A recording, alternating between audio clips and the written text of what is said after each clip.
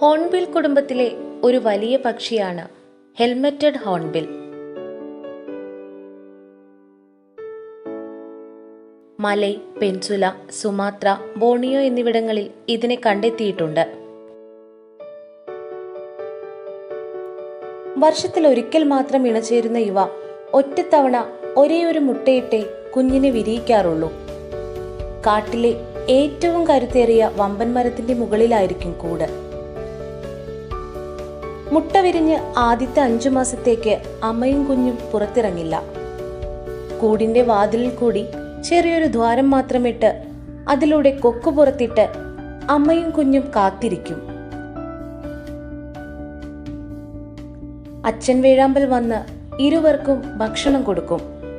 എന്നാൽ അച്ഛൻ വേഴാമ്പൽ വന്നില്ലെങ്കിലോ ആ അമ്മയും കുഞ്ഞും കാത്തിരുന്ന് വിശന്ന് തളർന്ന് ആ കുഞ്ഞു പൊത്തിനുള്ളിൽ നിശബ്ദമായൊരു നിലവിളിയോടെ ചത്തുവീഴും.